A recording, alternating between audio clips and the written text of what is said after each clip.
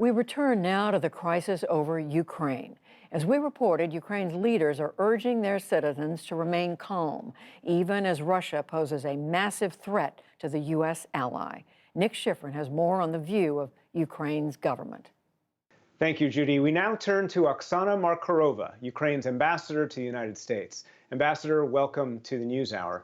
Today we heard President Zelensky say that Ukrainians should not be panicked. But from comments by President Biden last week all the way to Prime Minister Johnson today, it is clear that the West thinks that an invasion could be imminent. Are you downplaying the threat in order not to cause panic, or do you see the threat differently?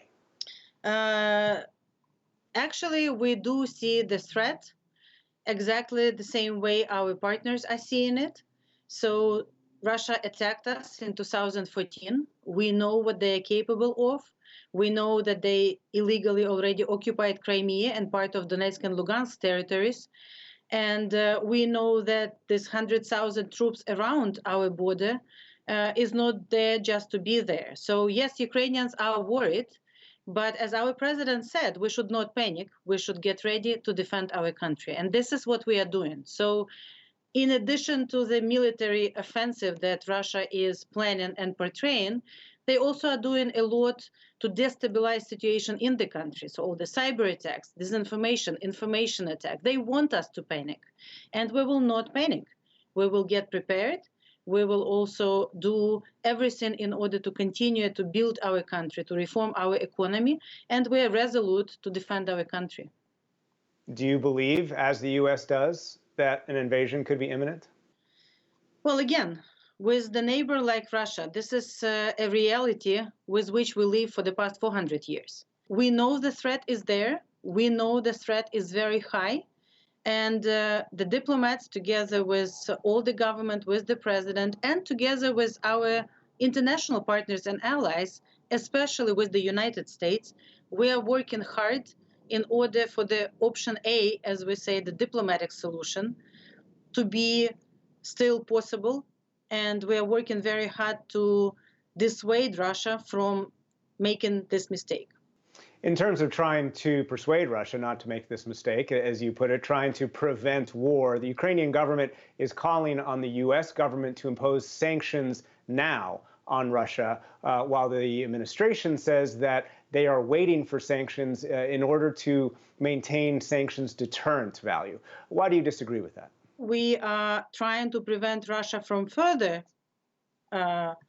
aggression and further invasion of Ukraine, and that calls for next level of sanctions, and we're working very closely with our partners and allies here on what these sanctions could be. And yes, Ukraine is advocating that these sanctions should be very strong, and we're very pleased to hear from the administration, from President Biden, that the cost and the sanctions are going to be nothing that Russia ever saw.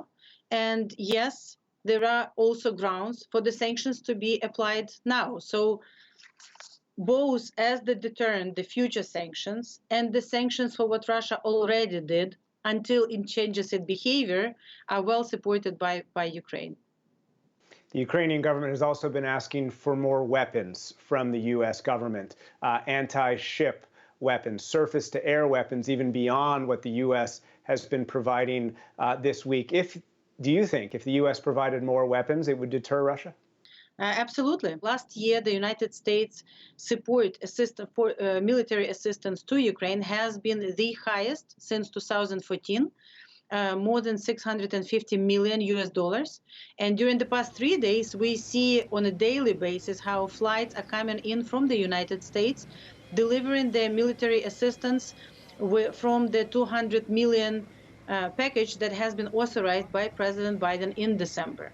So again, it's a very much united front that the civilized world is putting together, helping us, because this is not a fight about Ukraine.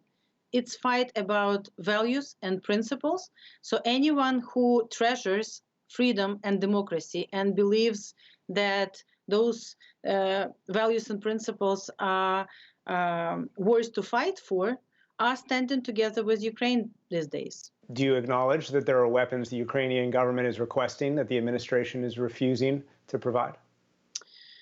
Of course, I mean, if you ask me, do we need more javelins or do we need more weapons? Yes, we do. I mean, we are only rebuilding our capabilities after we started building institutions in our country after the Revolution of Dignity in 2014. But I think already we have large progress there. And our American friends and colleagues are the ones who we have to thank for it. The U.S., as I mentioned before, believes the threat to your government could be existential, including an encirclement of Kyiv and regime change, as the British government said in its intelligence release this weekend.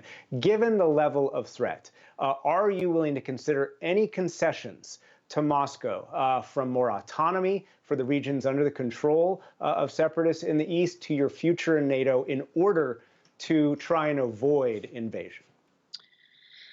There are principal issues which are very important for Ukraine, as I said, to be independent, to be sovereign, to decide our future by ourselves, to be part of the European Union and NATO, and to be whole again, to restore our territorial integrity.